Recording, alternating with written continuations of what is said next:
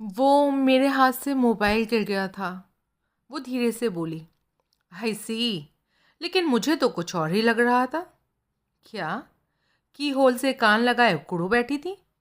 What nonsense. नहीं था ऐसा। नहीं। अच्छा, तो फिर मुझे वहम हुआ होगा, महज लगा होगा ऐसा। एनीवे, मोबाइल ठीक है ना आपका? डैमेज तो नहीं हुआ? नहीं, बच गया। गलियारे में से गुजर रही थी एंड इस कमरे के बंद दरवाजे के सामने मोबाइल हाथ से गिर गया। नो। यस। और गिरा भी यूं कि झुक कर उठाना पड़ा तो कान की होल से जा लगा। मुझे नहीं पता आप क्या कहे जा रहे हैं। वो झुंझुलाई। मुझे फ़ोन की फिक्र थी, बाकी बातों से मेरा कोई सरोकार नहीं। Okay, get along. उसने घूम कर आगे कदम बढ़ाया। That's twice. मैं पीछे से बोला। वो ठिठकी, घूमी। क्या? A word to the wise, but wise are not. I will have another word with you shortly. मैं दरवाज़ा खोलकर भीतर दाखिल हुआ और वापस अपनी कुर्सी पर बैठा। क्या बात थी? चैताली उत्सुक भाव से बोली। कुछ नहीं। मुझे लगा कि बाहर कोई था, लेकिन गलत लगा, बाहर कोई नहीं था।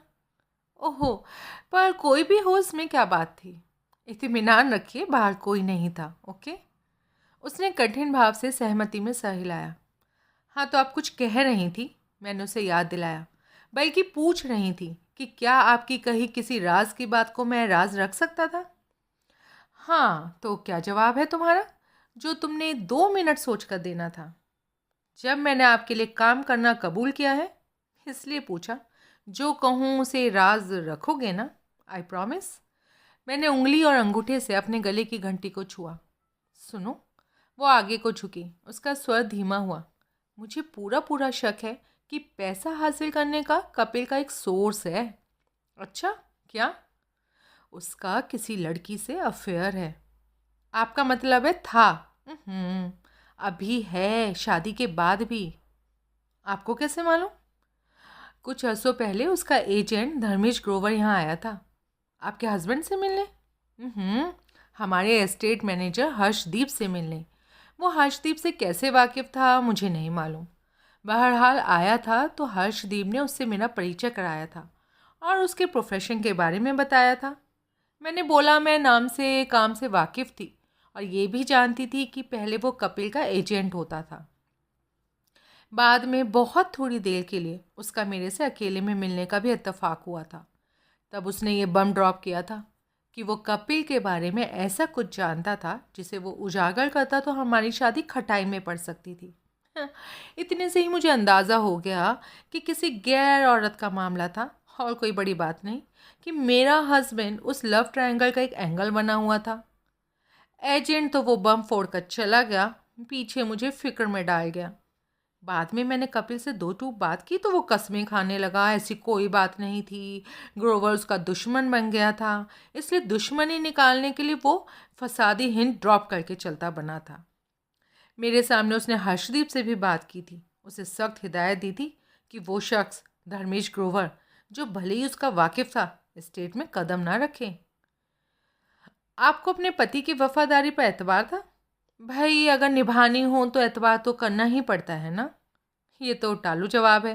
टालिए नहीं, साफ जवाब दीजिए, इन स्ट्रिक्ट कॉन्फिडेंस जवाब दीजिए। भाई, वो कठिन स्वर में बोले, बेएतबारी की कोई वजह तो नहीं थी, लेकिन वो एजेंट कमबख्त ऐसी फुरहरी लगा गया कि शक का कीड़ा मेरे जहन में कुलबलाता ही रहा। नतीजन हर घड़ी मैं हमारी मैरिड लाइफ को रिव्यू करने लगी। ऐसा अक्सर होने लगा तो एक बात मुझे सूझी जो पहले एबनॉर्मल लगती थी, लेकिन तब खटकने लगी। क्या? कपिल अक्सर मनीषा जाता था और अक्सर रात को फ़ोन कर देता था कि लेट हो गया था, घूंट लगाए हुए हूँ, लॉन्ग ड्राइव का रिस्क नहीं लेना चाहता था, इसलिए रात को दोस्त के पास ही रुकने का इरादा रखता था। दोस्त? उसका एक पुराना वाकिफ़, मारुति की कारों की डीलरशिप है उसके पास। पैसे के मामले में कंफर्टेबल है, इसलिए कपिल कहता है नेटफ्लिक्स जैसी लंबी वेब सीरीज़ बनाने के चाव के हवाले हैं। एक बड़े राइटर का नॉवल भी मोटी फीस अदा करके मुहैया कर चुका है और उसका स्क्रीन प्ले बनाने के लिए professional screen play writers engage भी कर चुका है। मिस्टर कोहली, 1 साल से मेरा हस्बैंड उस दोस्त का हुक्का भर रहा है क्योंकि उसने कपिल को आश्वस्त दिया हुआ है कि उसकी वेब सीरीज का हीरो कपिल होगा। बस पेपर वर्क कंप्लीट होने की देर है, जिसमें 1 साल लग भी चुका है। मुझे पता लगा है कि पेपर वर्क में 1 साल लग जाना मामूली बात है। कई दिमाग लगते हैं, कई बार कई हेर फेर किए जाते हैं, जिनकी वजह से स्क्रिप्ट के फाइनल होने में 1 साल लग जाना कोई बड़ी बात तो नहीं है। आई सी। और फिर किसी एस्टेब्लिश्ड प्रोडक्शन कंपनी से टाइप अप भी करना होता है। एक से बिजनेस टर्म्स ना सेटल हो पाए तो दूसरे प्रोडक्शन हाउस को अप्रोच करना पड़ता है। कहने का, मेरा नहीं, कपिल के कहने का मतलब ये है कि उसके दोस्त जैसे ट्रेड में दाखिला पाने वाले नए सीरियल निर्माता को शुरुआती तैयारियों में 1.5-2 साल लग जाना कोई बड़ी बात नहीं। काम जल्दी हो जाए तो वाह वाह, वरना नए निर्माता को 1.5-2 साल की कागजी तैयारी को ध्यान में रखकर ही चलना पड़ता है। ये सब आपने अपने पति से जाना? जो कि उस कारोबार में री एंट्री की फिराक में है जिसको वो छोड़ चुका है। कहता है मौका करारा है, छोड़ी हुई राह पर भी फिर कदम डालने में कोई हर्ज तो नहीं है। जमा ऐसा तो पहली बार हो रहा है ना कि कोई उसे हीरो का रोल ऑफर कर रहा है। तो फिर हर किसी को वो ये क्यों कहता फिर रहा है कि वो इस लाइन को छोड़ चुका है? अरे उसकी मजबूरी है ना, वो अपने एजेंट का देनदार है। जो ही उसे पता लगेगा कि एक बड़ा प्रोजेक्ट कपिल के हाथ आने वाला था तो वो अपनी रकम की वसूली की फिर से जिद करने लगेगा। जिद ना चलने पर हो सकता है कि वो ही कपिल के नए प्रोजेक्ट में भाजी मार दे। इसलिए फिलहाल खामोश रहना जरूरी। यही स्ट्रेटेजी बताता है वो अब अपनी।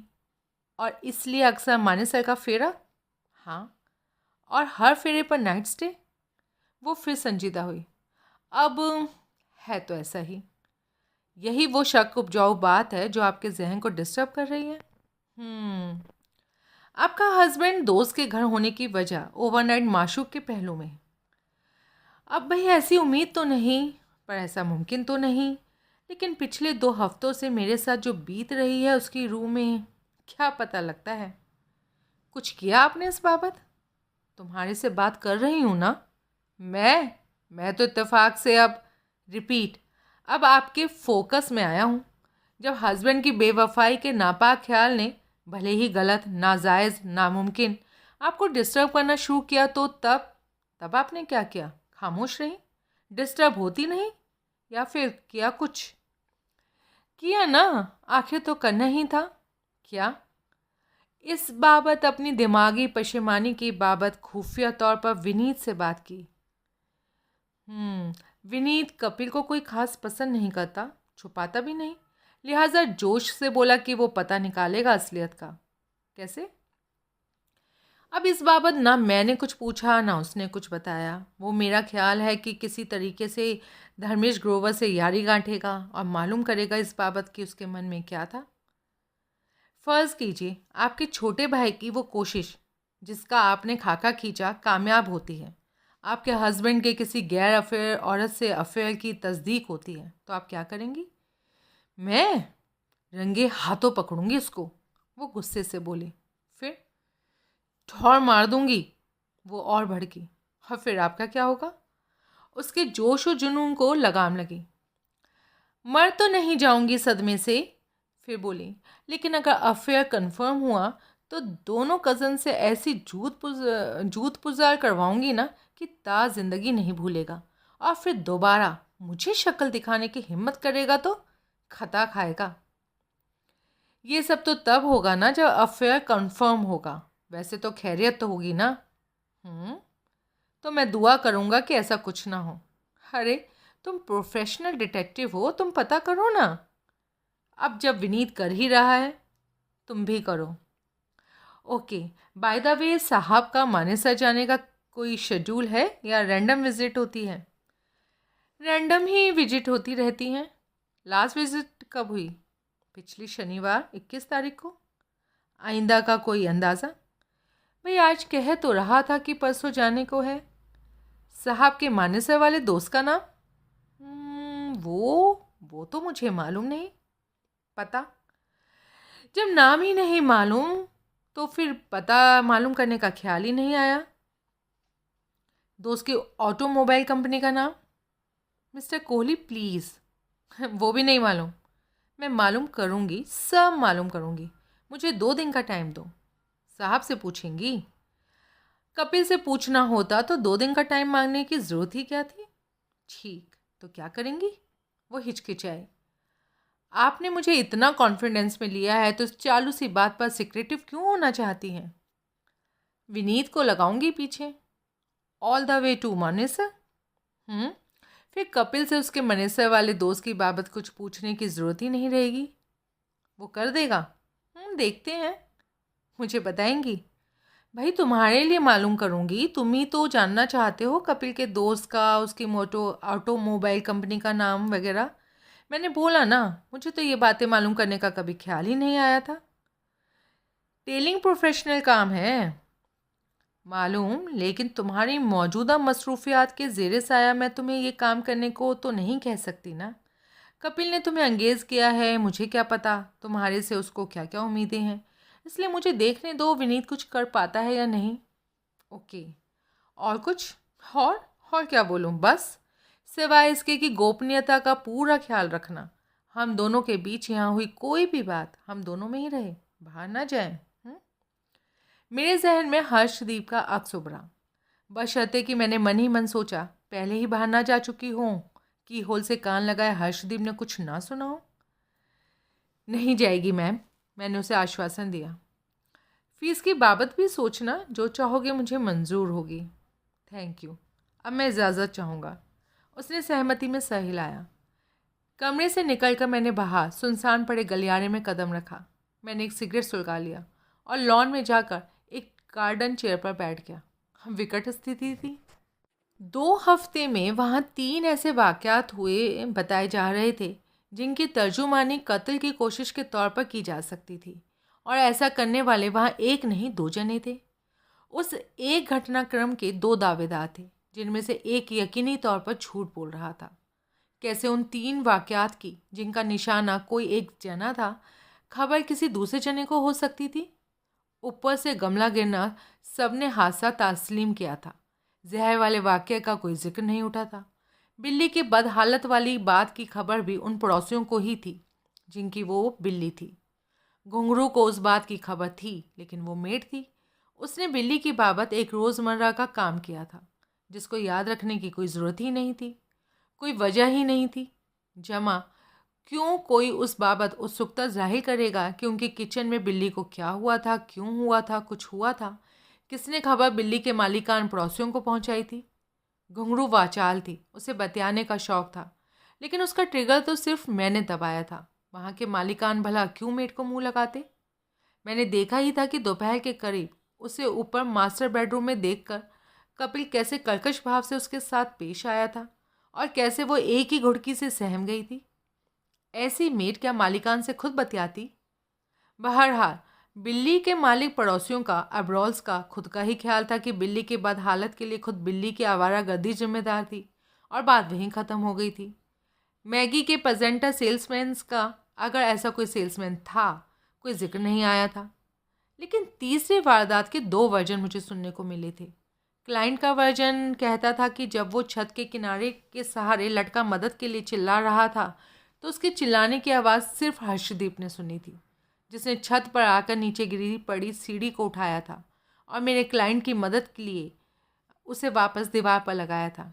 लेकिन अभी वो क्लाइंट की बीवी से सुनकर आ रहा था कि उसके साथ जब वो हादसा गुजरा तो सीढ़ी का उपल्ला एक डंडा टूटने के बाद सीढ़ी दीवार पर अपनी जगह से हट गई थी, हटकर नीचे नहीं गिरी थी। लिहाजा उसने खुद ही जैसे तैसे सीढ़ी को काबू में किया था और गिरने से बची थी। मैगी के डिस्पोजल के भी 2 वर्जन थे। एक के तहत मैगी को कमोड में डालकर फ्लश कर दिया गया था, और दूसरे के तहत मैगी किचन के गार्बेज कैन के हवाले की गई थी। अगर वो कत्ल की ही एक के बाद एक 3 कोशिशें थीं तो जाहिर था उनकी वाकफियत रखने वाला पहला शख्स वो था जिसने इरादतन वो सब किया था, और दूसरा शख्स वो था जिसने पहले का किया भुगता था। हालात बताते थे कि उन वाक़यात से वाकिफ़ फिर भी कोई तीसरा शख्स था, तो वो मैं था। मेरे सामने अब ये इक्वेशन थी कि एक करने वाला था और एक भुगतने वाला था। अगर भुगतने वाला मेरा क्लाइंट था, जैसा कि उसका दावा था, तो करने वाली यकीनन उसकी बीवी थी, क्योंकि और किसी तरीके से उसे अपने खाविंद के आप बीती की खबर नहीं हो सकती थी। उस सोच के तहत इस बात का उलट भी मुमकिन था, यानी भुगतने वाली बीवी थी तो करने वाला खाविंद था, मेरे सामने दोहराने के लिए, जिसे सब मालूम था। दोनों का दावा था कि किसी तीसरे को वाकयात की भनक उन्होंने नहीं पड़ने दी थी। अगर ऐसा था तो मेरे जहन में आयुकेशन के अलावा एक करने वाला, एक भुगतने वाला, इस गुत्थी का कोई हल नहीं था। अब मेरे सामने यश प्रश्न था कि मैं किस पर एतबार लाऊं, अपने क्लाइंट पर, क्योंकि जो सुधीर कोहली का क्लाइंट था वो बेगुनाह था, ठीक। फिर वो पेइंग कस्टमर था, उसने एक बड़ी रकम खर्च की थी अपनी जान की फिक्र की मद में। तो बीवी, मैं चैताली की कल्पना संभावित कातिल के तौर पर ना कर सका। इन्फिडिलिटी पर वैवाहितों का एतराज़ यूनिवर्सल था। मर्द की बेवफाई पर औरत का भड़कना नेचुरल फिनोमिना था। ऐसी एक महिला ने अपने एक पक्की राजदा सखी से सवाल किया, तेरा क्या ख्याल है, मेरा पति मेरे से बेवफाई करेगा? उसके पास पौरुष दंड है? सखी ने पूछा। है। करेगा। लिहाजा जब ईश्वर ने ही मर्द को पॉलीगेमिस्ट बनाया था तो मर्द क्या कर सकता था? शादी के बाद सुधर सकता था, सुधर जाता था। जवाब यूनिवर्सल था। मौका हाथ से जाने देना मर्द की बुनियादी फितरत के खिलाफ था। सियाने लोग कहते हैं कि लालच से बचना चाहिए, लेकिन मर्द मानस तो खास ख्याल रखता था कि कोई लालच उससे ना बच निकले, यानी घर की मुर्गी दाल बराबर और बाहर की दाल चंगेरी। मेरा ध्यान फिर यश प्रश्न की तरफ गया। कौन झूठ बोल रहा था? कौन कौन? मेरा दिमाग भरना गया। विनीत पर मैडम को कुछ ज़्यादा ही भरोसा जान पड़ता था। दो बड़े कामों का जिक्र तो उसने मेरे सामने किया था, जिन्हें कि विनीत कामयाबी से अंजाम दे सकता था। एजेंट धर्मेश ग्रोवर से यारी लगाकर उससे जानकारी निकलवा सकता था कि क्या कपिल का कोई शादी से पहले का अफेयर अलाइव था, जिसमें कि बीवी खाविंद को रंगे हाथों पकड़ने की तमन्नाई थी, और क्या वो कामयाबी से मानेसर तक कपिल के पीछे लगा रह सकता था और यूं उस दोस्त की जानकारी हासिल कर सकता था जिससे वो मिलने जाया करता था। दोनों दो विभिन्न काम थे और परस्पर विरोधी काम थे, यानी चैताली ये फैसला करने में नाकाम थी कि उसके हस्बैंड की कैजुअल ओवरनाइट एक्सकर्शन का मरकज़ मनेसर था या किसी सौतन का पहलू था। उस वक्त मुझे रजनी की बहुत याद आई। इतने अहम मसले पर स्वतः भाषण करने की जगह अगर मैं उससे मशवरा कर रहा होता तो वो तमाम कन्फ्यूज़न दूर कर देती, मसाइल में और मेरे बीच में पसरे तमाम जाले साफ कर देती। विनीत के मुझे नहीं लगता था कि कुछ होने वाला था। किसी से यारी क्या जादू के ज़ोर से लगाई जा सकती थी? कोई ना भाव देता लगे तो कैसे उसे जबरन यार बनाया जा सकता था? बनाया जा भी सकता था तो क्या ये चुटकियों में होने वाला काम था? कई दिन लग सकते थे विनीत को कामयाब होने में, और जबकि मेरी असाइनमेंट 5 दिन या बड़ी हद 7 दिन की थी और दूसरा दिन तो बस गुजरा जा रहा था। दूसरे किसी के पीछे लगना, वो भी लंबे अरसे तक, एनसीआर के हैवी ट्रैफिक्स में नामुमकिन नहीं काम था। ऐसी टेलिंग इलेक्ट्रॉनिक गैजेटरी की मदद से ही हो सकती थी, जिसे मैं नहीं समझता था कि वो गारमेंट डीलर कज़न ट्रेनी जासूस वाकिफ़ था। बड़ा घोरक धंधा था, आइसबर्ग जैसा, जिसकी अभी टिप ही दिखाई दे रही थी। झुंझलाकर मैंने सिगरेट को फेंका। तभी मुझे गलियारे में घुंघरू दिखाई दी। मैंने उसे आवाज़ दी तो वो ठिठकी। मैंने करीब आने का इशारा किया। उसने इनकार में सर हिलाया। तब तक सूरज कब का डूब चुका था और माहौल अंधियारा होने लगा था। मैंशन के बाहर की 1-2 बत्तियां जलाई भी जा चुकी थीं, जिनकी रोशनी लॉन में दूर तक वहां नहीं पहुंच रही थी जहां मैं बैठा हुआ था। उसके इनकार का मैंने यही मतलब लगाया था कि वो अंधियारे में करीब नहीं आना चाहती थी। लिहाजा फिर कहीं आपे से बाहर ना होने लगता, मैंने उसे वहीं रुकने का इशारा किया। उसने सहमति में सर हिलाया। मैं उसके करीब पहुंचा। बुलाने पे आई क्यों नहीं? वजह आप जानते हैं? उसका पहले जैसा चिड़िया सा चहचहाता लहजा इस घड़ी थोड़ा सा रूखा था। अरे एक ज़रूरी बात करनी थी तेरे से। हमका बहुत काम है। होगा करना, पर छोटी सी बात मेरी सुन भी। छोटी सी? हाँ। अच्छा बोलो। बता। मैंने नोट किया उसका पहले जैसा चिड़िया सा चहचहाता लहजा इस घड़ी रूखा था। मैं बोला उससे, अच्छा सुमित और विनीत की कपिल से कैसे बनती है? कैसे बनती है? हाँ, आखिर उसकी बहन का, भले ही सगी नहीं, हस्बैंड है, जीजा है, कैसी बनती है? मेहमान जी, मैडम भले ही उनकी सगी बहन नहीं, दोनों मैडम को सगी बहन से ज़्यादा मानत है, क्योंकि उनकी अपनी कोई बहन नहीं। जान छिड़कता है मैडम पर। मेरा सवाल सर की बाबत था। हम वही बोल रहे, आप बहुत उतावले हो रहे, सुनत नहीं। अच्छा सॉरी। बड़े भैया सुमित का मिजाज और किस्म का है, वो सर पर कोई खास और कोई अलग सा ध्यान नहीं देता है। पर छोटे भैया विनीत का, उसका स्वर धीमा हुआ। सर बिल्कुल नहीं पसंद। वजह? हम का बोलें, बस नहीं पसंद, पहले दिन से ही नापसंद। अरे कोई वजह तो होगी नापसंदीदी की। अब का बोलें, शीघ्र अंदाज़ा बोलता है। वही बोल। छोटे भैया को बहन का लगन के बाद यही टिके रहना और इसी कारण सर का भी इधर ही डेरे डाल लेना पसंद नहीं। जब बड़े मोरवाल साहब जिंदा थे तो छोटे भैया इस बाबत अपनी नाखुशी दबा के रखे थे, लेकिन जब बड़े साहब नहीं रहे इस दुनिया में तो अब वो अपनी नाखुशी किसी से छुपाते नहीं। कई बार उनकी और सर की तकरार होते और जिसमें बीच बचाव मैडम करत हैं या बड़े भैया करत। तकरार के मुद्दा यही था कि शादी के बाद भी कपिल यहाँ क्यों है।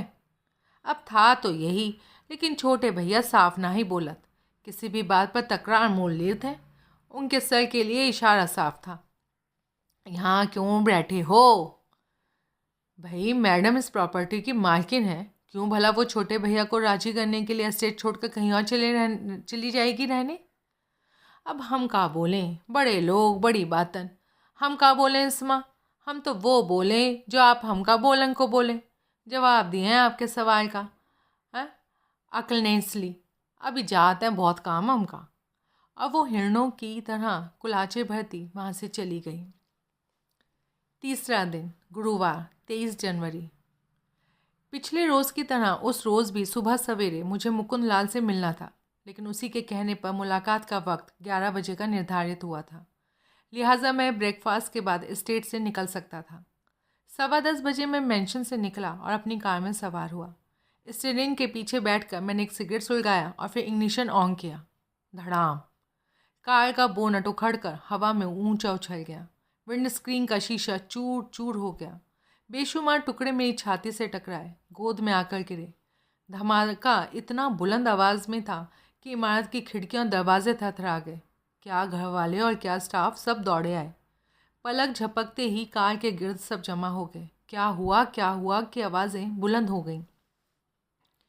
1 एकड़ में फैली एस्टेट थी, इसलिए लगता था कि विस्फोट की आवाज़ आजू बाजू पड़ोसियों तक नहीं पहुंची थी। यह तत्काल किसी को समझ भी नहीं आया कि आवाज़ कैसी थी, कहाँ से आई थी, वरना वहाँ कहीं बड़ा जमघट होना था। विस्फोट से हिला हुआ मैं कार से बाहर निकला। सिगरेट पता नहीं कब मेरे होठों से निकलकर कहीं जा गिरी थी। ये देखकर मेरे मेज़बान ने, बाकियों ने भी चैन की सांस ली कि मैं सही सलामत अपने पैरों पर खड़ा था। तब सबसे पहला काम मैंने ये किया कि मोबाइल निकाल कर मुकुंद लाल को एसएमएस भेजा, 11 बजे ऑफिस नहीं आना, बाद में फ़ोन करूँगा, जहाँ बुलाऊँ वहाँ आना। तुम ठीक हो ना? सस्पेंस के हवाले कपिल ने पूछा। हाँ हाँ हाँ हाँ, मैं रुंधे कंठ से बोला। कहीं चोट तो नहीं लगी? नहीं। क्या हुआ था? ये मैं बताऊँ? वो खामोश हो गया और अनिश्चित सा मुझे देखने लगा। किसी ने मेरी कार में बोनट के नीचे बम लगाया और उसे इग्निशन के साथ वायर कर दिया। मेरे इग्निशन ऑन करते ही, जैसा कि अपेक्षित था, बम फट गया। बोनट मजबूत निकला। तकरीबन इम्पैक्ट उसने झेला, इसलिए मैं बच गया, वरना ना मैं बचता और ना मेरी कार। वो कुछ नहीं बोला। कार लॉक थी, चाबी मेरे पास थी। बम लगाने के लिए कार को खोला जाना ज़रूरी था। कैसे किसी ने कार को खोला? किसी के पास जवाब नहीं था। फिर सुमित बोला, कोई बाहर से आया? कोई बाहर से आया? खास मेरे से दुश्मनी निकालने के लिए? मैं बोला, अव्वल तो किसी बाहरी आदमी की मेरे से ऐसी अदावत की कोई वजह ही नहीं थी तो दुश्मनी निकालने के लिए पेचीदा तरीका इस्तेमाल करने की क्या ज़रूरत थी? फिर उसका नापाक इरादा कामयाब भी तो नहीं हुआ, मैं तो जिंदा हूँ। सुमित फिर ना बोला। This is an inside job, मैं निर्णायक भाव से बोला। जो किया एस्टेट में मौजूद साहिबान में से किसी ने किया। ये नहीं हो सकता, विनीत ने तीव्र भाव से विरोध किया। किसी ऐसे शख्स ने किया जिसको बम मुहैया था और जो चाबी बिना कार खोलना जानता था। मैं बाहरी आदमी हूँ, आप घर के लोग हैं, खुद फैसला कीजिए कि ऐसा साधन संपन्न यहाँ कौन हो सकता है। कोई नहीं, यहाँ ऐसा कोई शख्स नहीं। तो ज़रूर जो हुआ जादू के ज़ोर से हुआ।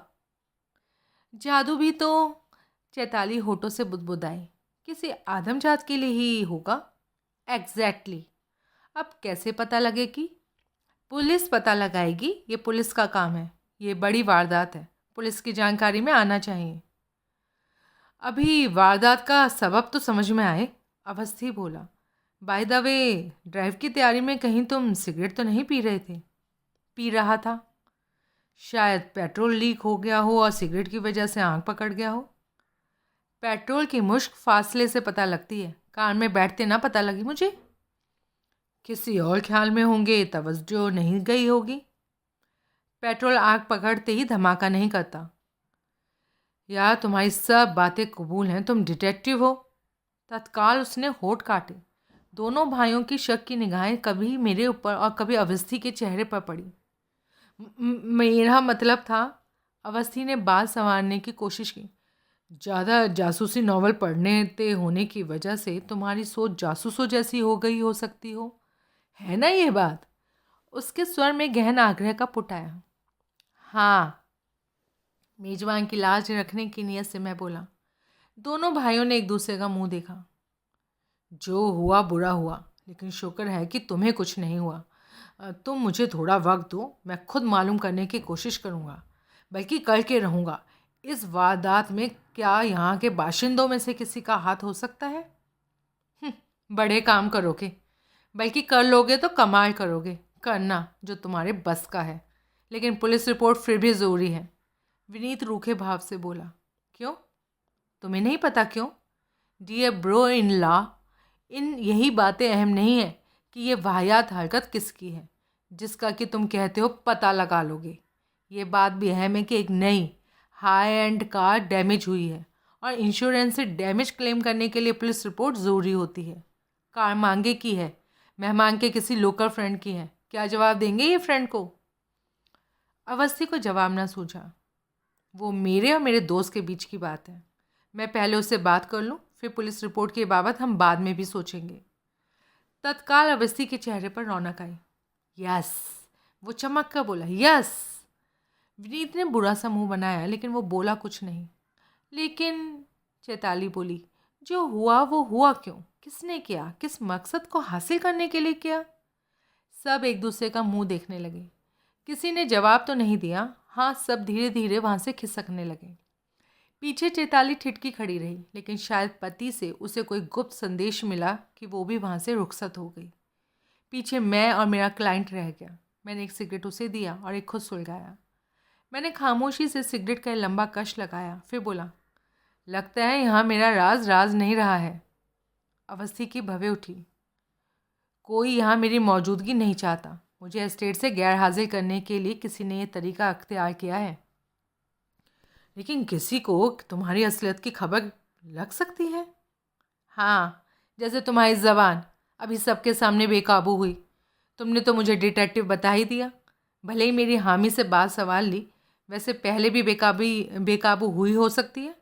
नो, बेध्यानी में नेवर। तो कैसे भी सही, किसी को मालूम है बराबर कि मैं तुम्हारे एस्टेट में मेहमान, असल में प्राइवेट डिटेक्टिव हूँ, वरना इस वारदात का कोई मतलब ही नहीं, कोई मकसद ही नहीं। अवस्थी के चेहरे पर गहन चिंता के भाव आए। कुछ क्षण हम दोनों ने खामोशी से सिगरेट के कश लगाए। कोहली, मैं चाहता हूँ मौजूदा वारदात की पुलिस में रिपोर्ट ना हो। कमाल है, ये कोई मामूली वारदात थी, मेरी जान जा सकती थी। शुक्र है खुदा का गई तो नहीं। तुम ये समझो कि मैं इस बात को कैश करना चाहता हूँ। एक्सप्लेन। पुलिस की दखल अंदाजी बड़ा बखेड़ा खड़ा कर सकती है। पुलिस आई तो सब शक के दायरे में होंगे। नतीजन वो मुद्दा बीच में ही गायब हो जाएगा जिसके लिए मैंने तुम्हें एंगेज किया है, फीस भरी है। मैं ऐसा नहीं चाहता। मैं तुम्हारा फोकस उसी काम पर चाहता हूँ जिसके लिए तुम यहाँ पर हो। अच्छा, अब पुलिस रिपोर्ट कैसे टलेगी? क्या भूल गए तुम विनीत का पुलिस रिपोर्ट का कितना ज़ोर था? तुम्हारे टाले टलेगी। तुम पुलिस रिपोर्ट नहीं चाहोगे तो क्या विनीत और क्या कोई दूसरा इस बात पर जोर दे सकता है? लेकिन डैमेज कोई ज़्यादा नहीं है। बोनट डैमेज हुआ है और विंड स्क्रीन टूटी है। तुम कह सकते हो कार खुद ही तुम्हीं से कहीं ठुकी थी। इंश्योरेंस क्लेम में तुम्हें कोई प्रॉब्लम नहीं होगी। गैराज वाले जान नहीं जाएंगे असलियत। अरे, गैराज वालों ने पैसे कमाने होते हैं कोहली। मुझे जाती तजुर्बा है इस मामले में। इंश्योरेंस होल्डर से कॉपरेट करते हैं वो। तो तुम ऐसा समझते हो तो? मैं ऐसा जानता हूँ। मैं तेरा क्लाइंट हूँ। क्लाइंट का कहना मान कोहली, और जैसा मैंने कहा है वैसा कर। अच्छा, हाँ, तभी तू अपना फोकस इस बात पर बना रखा पाएगा कि चौथी अटेम्प्ट होने से पहले तूने उस कमीने का पता लगाना है जो मेरी जान के पीछे पड़ा हुआ है। अच्छी बात है। जैसे मैंने कहा वैसा करेगा? हाँ। No police? हाँ। शुक्रिया। अब बोल, तू कहाँ जा रहा था? जहाँ जा रहा था अब नहीं जा पाऊँगा। डैमेज कार की सूरत में सामने इतनी बड़ी लाइबिलिटी खड़ी है, कैसे जा पाऊँगा? हो, मैं तो भूल ही गया था। इंश्योरेंस वालों को खबर करनी होगी। डैमेज अप्रेजर वगैरह के लिए आदमी यहाँ आएगा, इंतज़ार करना होगा। गाड़ी को टो करवा के गैराज में पहुँचाने का इंतज़ाम करना होगा। इंश्योरेंस वाले के आने तक रुकना। बाकी काम तेरी गैर हाजिरी में भी हो सकते हैं। कौन करेगा? हर्षदीप करेगी। एस्टेट मैनेजर ऐसी तो नहीं है वो। आई सी। असल में कनॉट प्लेस में किसी से मिलना था। 12 बजे निकलूँगा। तब तक अप्रेजर आ जाए। आ जाएगा, मेरा वाकिफ़ है। नेहरू प्लेस में मेरे वाले कॉम्प्लेक्स में ही ऑफिस है इंश्योरेंस कंपनी का। हाँ, तो फिर मेरे साथ चलना। मैं जहाँ कहेगा तुझे ड्रॉप कर दूँगा। डाइवर्जन के लिए भी बोलेगा तो चलेगा। नहीं बोलूँगा, कनॉट प्लेस जाना है। अच्छा इत्तेफाक है, लेकिन लेट पहुँचेगा। कोई टाइम बाउंड नहीं है। ठीक है, 12 बजे मिलते हैं। मैंने सहमति में सर हिलाया। वो चला गया। पीछे मेरे जहन पर की होल पर कान लगाए हर्षदीप कौर बाजवा का अक्स उभरा। Peeping Tom? जासूस? किसकी? हालांकि ऐसा मालूम नहीं जान पड़ता था, फिर भी सबसे पहले मेरी तवज्जो मेरे क्लाइंट की तरफ गई। इसी वजह से, भले ही नाजायज़ वजह से, एक ख़ास तैयारी से लैस होकर मैंने अवस्थी के साथ चलने का फ़ैसला किया, भले ही मेरी तैयारी किसी काम ना आती। हम कनॉट प्लेस पहुँचे। आउटर सर्कल में, जो कि कनॉट सर्कस कहलाता था, एन ब्लॉक की पार्किंग में उसने कार डाली। तब 12:45 बजने को था। मैंने स्टेटमेंट्स के करीब आउटर सर्कल में ही जाना है, इसलिए यहाँ उतरने में मुझे कोई प्रॉब्लम नहीं। गुड, वो बोला और उसने अपनी ओर का दरवाज़ा खोलने के लिए हाथ बढ़ाया। 1 मिनट, मैं एक सिगरेट सुलगा लूँ?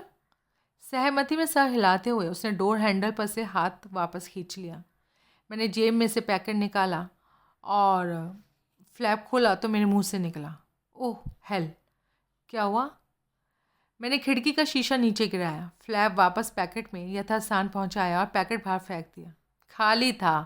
पता नहीं ध्यान क्यों नहीं रह गया। उसने अपनी जेब से सिगरेट का पैकेट निकाला और खोलकर मुझे दिया। सिगरेट निकालने की जगह मैंने उसके हाथ से पैकेट ही ले लिया और उसे उलटने पलटने लगा। रेगुलर? हाँ। पैकेट में 8-9 सिगरेट थे। मैंने एक निकाला, फ्लैप बंद किया और उसे लौटा दिया। अपने लाइटर से मैंने सिगरेट सुलगाया, कश लगाता कार से बाहर निकला। फ़ोन ट्राई कर लेना, वो भी बाहर निकलता बोला। क्या पता वापसी में भी साथ बन जाए। हाँ ठीक है। वो बरामदे में आगे बढ़ा चला। उसके पीठ फेरते ही सबसे पहले मैंने कार से बाहर फेंका अपना डनहिल का पैकेट उठा के जेब में रखा, जिसमें अभी 15 सिगरेट बाकी थे। फिर ताज़ा सुलगाया सिगरेट डस्टबिन में फेंका। जेब से मोटे फ्रेम और मोटे लेंसों वाला चश्मा निकालकर आंखों पर लगाया और मुंह पर पॉल्यूशन मास्क चढ़ाया, जो कि आज का इलीट में ज़रूरत से ज़्यादा दिखावा बन गया था। सावधानी से मैं बरामदे में उसके पीछे चलने लगा। वो मुश्किल से 100 गज चला और एक रेस्टोरेंट का दरवाज़ा खोलकर भीतर दाखिल हो गया। उसके दरवाजे के सामने एक पिलर की ओट में मैं बाहर ठिठका खड़ा रहा। कुछ देर मैंने इंतज़ार किया, फिर उसे भीतर सेटल हो गया मानकर मैंने भी भीतर कदम डाला। दरवाजे पर से मेरी निगाह पैनी होती हुई आजू बाजू घूमी तो मैंने पाया कि वो एक बार कम रेस्टोरेंट था। बाएं कोने में एक लंबा बार काउंटर था और बाकी हॉल में 4-4 के बैठने की टेबल थी। माहौल में नीम अंधेरा था और म्यूज़िक बज रहा था। बार पर उस घड़ी कोई ग्राहक मौजूद नहीं था और हॉल की मेज़ें भी आधे से ज़्यादा खाली थीं। लंच के टाइम भी वहाँ लंच अभिलाषी पेट्रन्स का रश ना होना कोई बड़ी बात नहीं थी। कनॉट प्लेस में वैसे 200 रेस्टोरेंट थे। इतने कंपटीशन में मुमकिन नहीं था कि सब हाउसफुल दिखाई देते। अवस्थी मुझे दाएं ओर की टेबल में से एक पर बैठा दिखाई दिया। उसने मेरी तरफ पीठ थी, फिर भी फासले से मैंने उसे साफ पहचाना था। उसके सामने मेरी तरफ मुंह किए एक अति आधुनिक सुंदरी बाला बैठी थी, जो उम्र में मुझसे 25 के करीब की जान पड़ी। मुझे उसका सिर्फ धड़ दिखाई दे रहा था, फिर भी लो नेक्स की भी उन्नत वश स्टाइल से कटे हुए रंगे हुए बालों की वजह से मर्दानी तारीफी निगाह को तृप्त करने के लिए बहुत चुस्त दुरुस्त जान पड़ रही थी। दोनों के एक दूसरे से पेश आने का स्टाइल स्थापित करता था कि मुलाकात पूर्ण नियोजित थी। एक स्टीवर्ड मेरे करीब पहुंचा। May I help you sir? Yes please, direct me to washroom. Washroom एक लकड़ी की जालीदार स्क्रीन के पीछे था। स्क्रीन तक उसने मुझे पहुंचाया। मेल वॉशरूम उस घड़ी खाली था। जब बाहर ग्राहकों का तोड़ा था तो वॉशरूम का खाली मिलना क्या बड़ी बात थी। मैं एक टॉयलेट स्टॉल में दाखिल हुआ। फेस मास्क मुंह पर से नीचे खींचकर गले में पहुंचाया और अंदाजे से 7 लाइव फ्रेंच कट दाढ़ी मुंह चेहरे पर सेट की। मोबाइल के कैमरे के सेल्फी मोड के ज़रिए मैंने तस्दीक की कि दोनों एन दुरुस्त चस्पा हुई थी और वहाँ से बाहर निकला। सिंक्स के आगे वॉल टू वॉल मिरर था, जिसमें मैंने दाढ़ी मूंछ का फिर मुआयना किया और मास्क वापस मुंह पर चढ़ा लिया। मैं वापस हॉल में पहुंचा। स्टीवर्ड फिर मेरे करीब पहुंचा। उसे दिखाने के लिए मैंने मास्क चेहरे से नीचे सरकाया, क्योंकि वो ज़रूरी था। रेस्टोरेंट में मास्क वाले ग्राहक का क्या काम था? कैसे मास्क हटाए बिना वो मुझे कुछ खाने पीने के लिए ऑफ़र करता?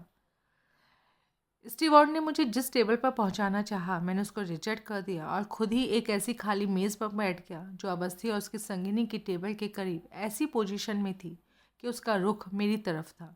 उनकी 3/4 टेबल मुझे वहाँ से दिखाई दे रही थी। अवस्थी की मेरी तरफ पीठ थी। अलबत्ता वो हिलता डुलता था, पहलू बदलता था, तो उसका प्रोफाइल मैं देख सकता था। मैंने ऑर्डर किया। वेटर चला गया तो मैंने अपने चश्मे की तरफ तवज्जो दी। चश्मे का फ्रेम सींग का था, इसलिए कमानियाँ मोटी थी और फ्रंट के ओवल भी वैसे ही मोटे होने की वजह से डार्क लेंस बड़े बड़े थे। आधी शक्ल ढक लेने वाले उस चश्मे और दाढ़ी मूँछों की वजह से मुझे सूरत पहचान लिए जाने का अंदेशा नहीं था और पोशाक मैं खड़े पैर नहीं बदल सकता था। फिर जैसे वो एक दूसरे में मग्न थे, मुझे उम्मीद नहीं थी कि अवस्थी की निगाह खोजी बनकर आसपास भटकती। साहिबान, अब योर्स ट्रूली बयान करता है, जब अपनी वर्तमान पोजीशन से मैं उन दोनों के बीच होती गुफ्तगू नहीं सुन सकता था तो मेरी वहाँ मौजूदगी का क्या प्रयोजन था? जवाब है कि सुन सकता था। खाकसार ने पीछे कार में जब सिगरेट चुक गए होने का ड्रामा किया था और अवस्थी ने मुझे अपना पैकेट पेश किया था, तो सिगरेट खींचने की जगह मैंने पैकेट ही उसके हाथ से ले लिया था और ब्रांड का मुआयना करने लगा था। जब पैकेट लौटाते वक्त मैंने उसके पैकेट में एक मिनीचेयर ट्रांसमीटर कमीज़ के बटन के साइज़ का सरका दिया था और उसका मैचिंग वायरलेस रिसीवर, जो कि इनसाइड कनाल हियरिंग एड के साइज़ का था, मेरे कानों में था। मेरे पहले से परखे आजमाए उस इंतज़ाम के सदके मैं अपने क्लाइंट और उसके कंपेनियन का वार्तालाप साफ सुन सकता था, जबकि वो बहुत धीमी आवाज़ में बोल रहे थे। मेरा चश्मा भी खास खूबी वाला था। वक्त ज़रूरत पर वो दूरबीन का काम देता था।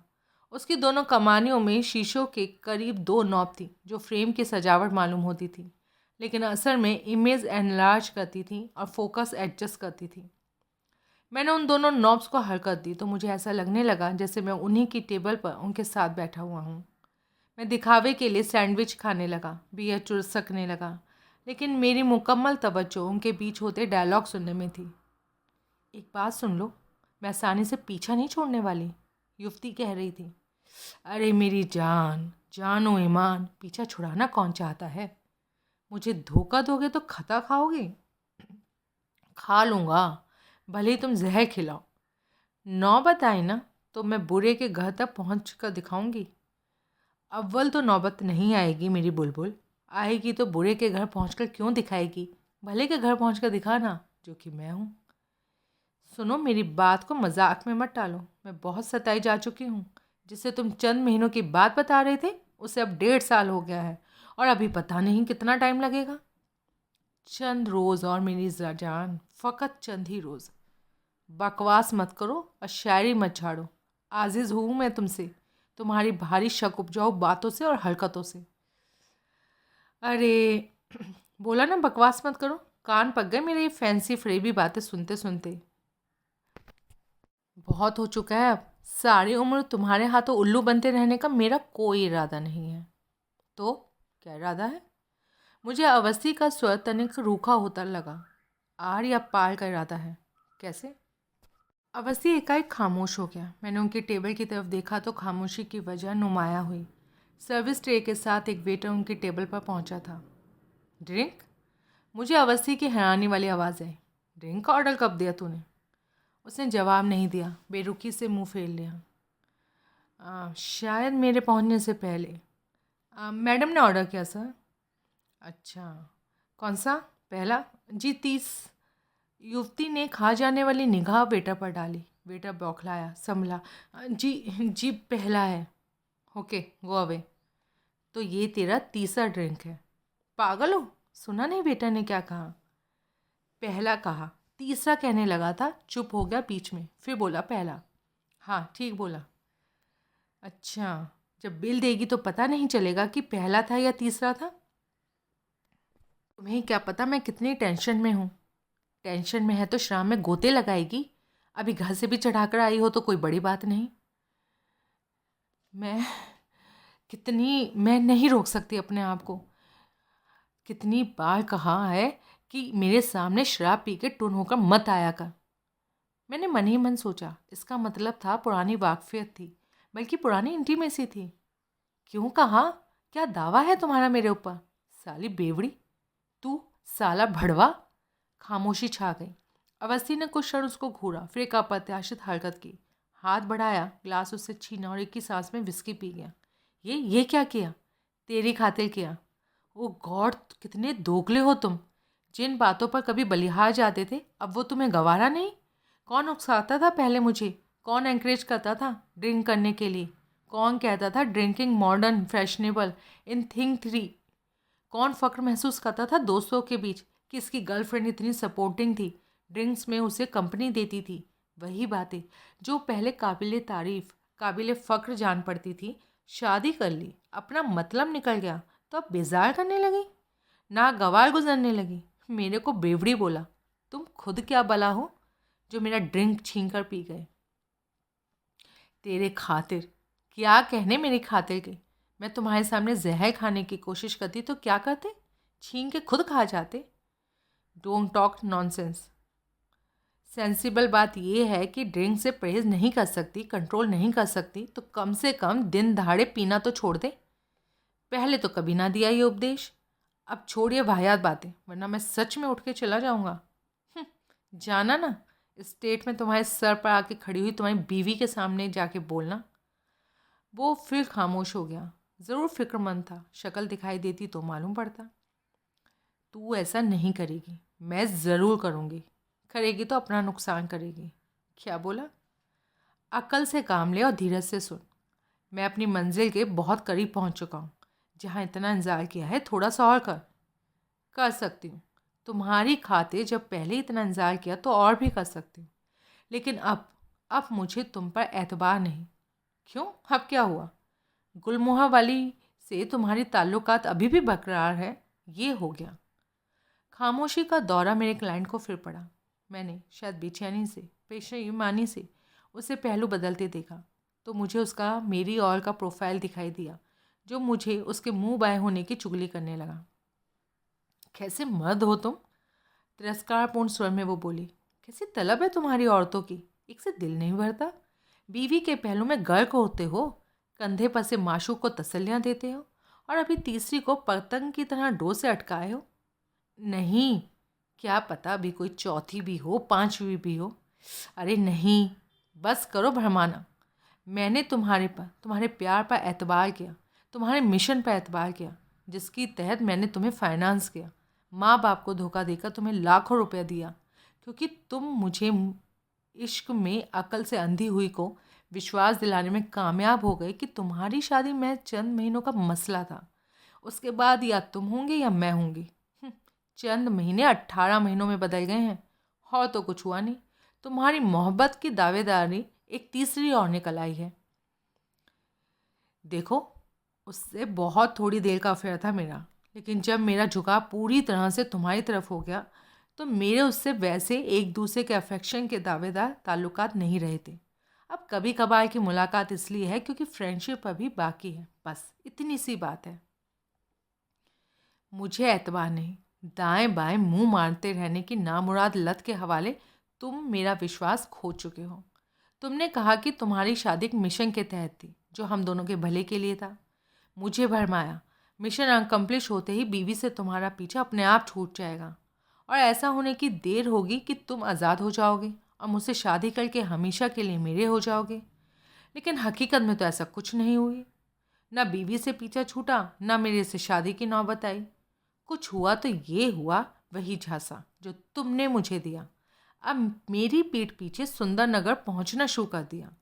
अब ज़रूर उसको विश्वास दिलाना शुरू कर दिया होगा कि जल्दी ही बीवी से पीछा छुड़ाओगे और उससे शादी कर लोगे। गॉड! उसने गहरी सांस ली और असहाय भाव से गर्दन हिलाई। इश्कियाई हुई लड़कियों को उल्लू बनाना कितना आसान है। कुछ क्षणों की खामोशी के बाद वो फिर बोली, लेकिन मैं अब इश्कियाई हुई लड़की नहीं हूँ। मैं झूठे फ्रेबी इश्क की नामुराद जकड़न से आज़ाद हो चुकी हूँ। तुम्हारे जैसे मतलब परस्त, बेगैरत, बद अखलाक शख्स से शादी करने की मेरी अब कोई ख्वाहिश नहीं।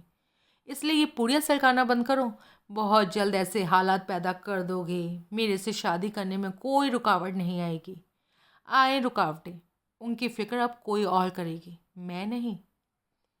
अगर तुम्हारा ये मंसूबा था तो यहाँ मीटिंग फिक्स करने का क्या मकसद था? क्योंकि रूबरू मुलाकात से अब तुम मुझसे कतराते हुए जान पड़ते हो। अरे नहीं, फ़ोन पर भी ऐसा मिजाज दिखाते थे जैसे मेरा फ़ोन करना तुम पर भारी गुजर रहा हो। मुझे कबूल है तुम्हारा मिजाज, जैसे तुम्हें कबूल हुई है ये एक मीटिंग। अब मीटिंग का मकसद समझो। गौर से सुनो मेरी बात, वो बात जो पिछले 2 हफ्तों में 6 बार फ़ोन करने पर भी तुमने तवज्जो के काबिल नहीं समझी। मैंने अपना पैसा लौटाए जाने की मांग की तो तुमने कान से मक्खी उड़ा दी। एक बार भी मेरी बात को संजीदगी से नहीं लिया। लेकिन अब क्योंकि मैं तुम्हारे सामने बैठी हूँ, इसलिए वो टालू मिजाज नहीं दिखा पाओगे जो तुमने हर बार फ़ोन पर दिखाया। अब जो मैं कहने जा रही हूँ उसको पत्थर की लकीर समझना।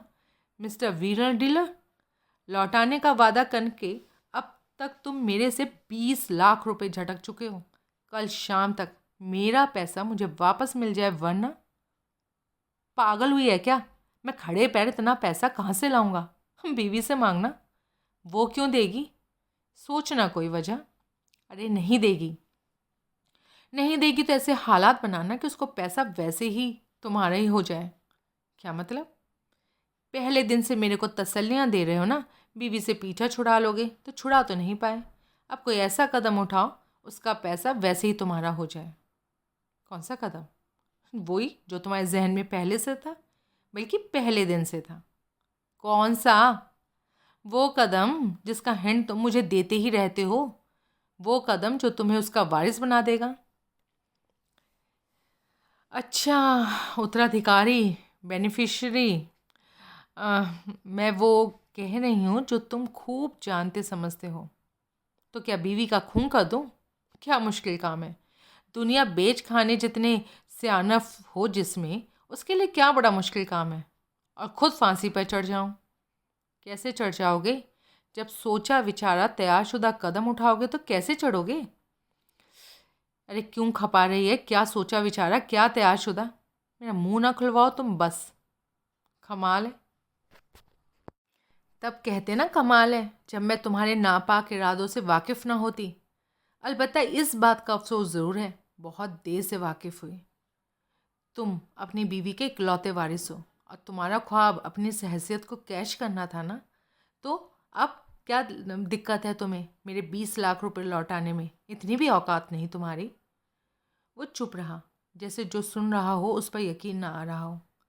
जिस पैसे की तू मांग कर रही है उसका मैंने तुझे कोई IOU लिख के तो नहीं दिया हुआ। नहीं तुम्हें मालूम है तो कैसे वसूल करेगी?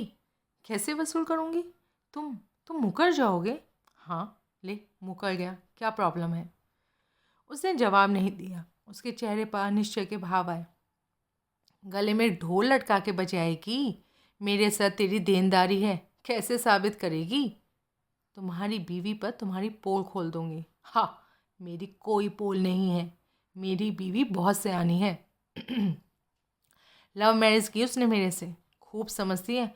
मॉडर्न सोसाइटी में हर नौजवान की शादी से पहले थोड़ी बहुत लीनिंग किसी दूसरी लड़की की तरफ होती ही है। बोलना उसको पुरजोर अंदाज से कि उससे शादी से पहले तू मेरी माशूक थी और शादी के बाद भी है। बोलना बड़ी आई, चौंडा तेरा पकड़ के ना स्टेट से बाहर धक्के आएगी। तुम समझते हो कि ये कह के तुम मेरे ऊपर अपनी कोई जीत दर्ज करा लोगे? गलत समझते हो। हाँ तो अपनी मौत मेरे हाथों लिख पाओगे तुम। और खबरदार जो कहा कि फिर मेरा क्या हाल होगा, मैं तो यही कहने लगा था।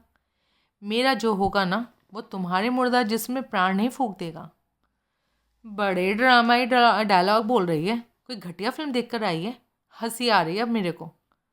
तो हंसो ना, किसने रोका है? बेखौफ हंसो, फिर कब हंसने का मौका मिलेगा? फिर तो अन्यायी की लाश पर कुत्ते मिलेंगे गीत गाते। शट अप यू बिच। इससे भी बुरा बोलना है तो बोल लो, मौका है मुफीद। आज तो मेरी समझ से बाहर हो रही है। ये भी एक बड़ी ट्रेजेडी है। तुम्हारे जैसा बेशर्म आसानी से नहीं मरता, बिजली नहीं गिरती उस पर, सुनामी की चपेट में नहीं आता, खुदा की बेआवाज़ लाठी भी उसका लिहाज करती है। फिर भी मैं कोशिश करूँगी। कोशिश? कल शाम तक जब तुम मेरा पैसा नहीं लौटाओगे तो कोशिश करूँगी पूरी की पूरी तुम्हारी अर्थी मुर्दा कलश सब मेरे हाथों में हो। एकाएक वो उठ खड़ी हुई। शायद उसने मेन्यू में जॉनी वाकर ब्लैक लेबल के एक लार्ज पैक की कीमत देखी थी। उसके मुताबिक वो मेज़ पर कुछ नोट उछाल कर उठी और बिना अवस्थी पर दोबारा निगाहें डाले वहाँ से रुखसत हो गई। मैं इस सडन मूव के लिए कतई तैयार नहीं था। मैं उठकर बाहर लपका। Sir, bill. स्टीवर्ड मेरे रास्ते पर आया। जवाब में मैंने भी वही किया जो युवती ने किया। स्टीवर्ड की मुट्ठी में मैंने कुछ नोट ठूसे और बाहर को लपका।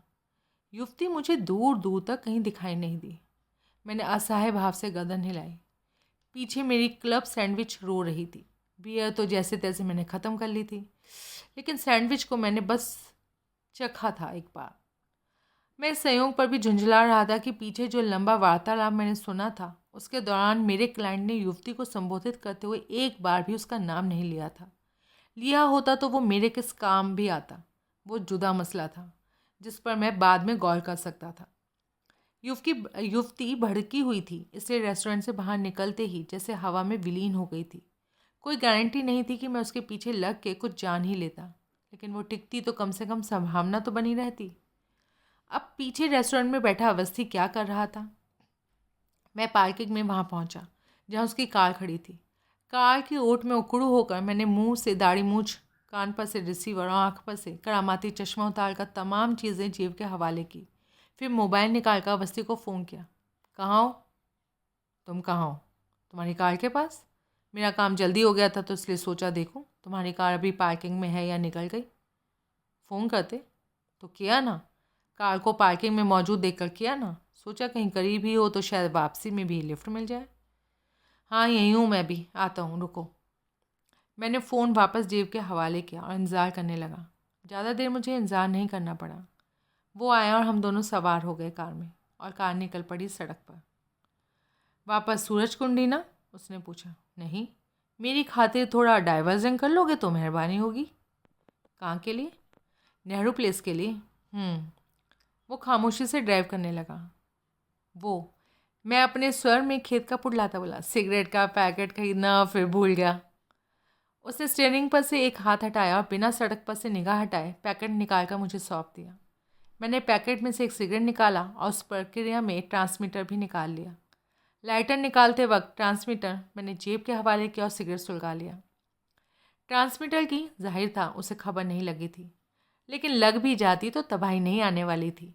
बटन जैसे उस उपकरण को देखकर उसकी समझ में नहीं आने वाला था कि वो क्या था या वो क्यों का सिगरेट के पैकेट में मौजूद था।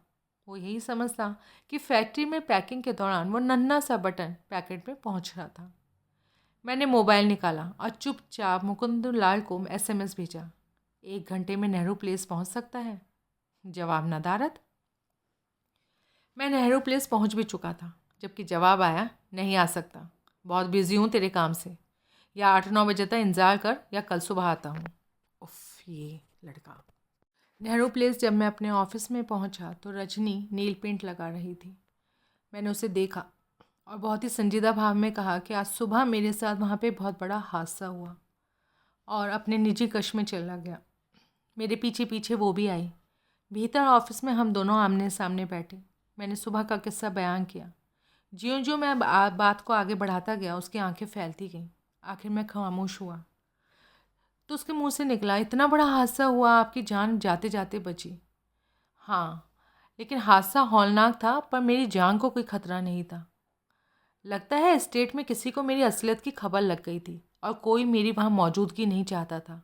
उस कोई ने उस विस्फोट का इंतज़ाम किया, लेकिन विस्फोट, मुझे यकीन है, मेरी जान लेने के लिए नहीं था। कैसे यकीन है? विस्फोट के नतीजे की वजह से यकीन है। विस्फोट में मेरे अब बाल भी बाका नहीं हुआ।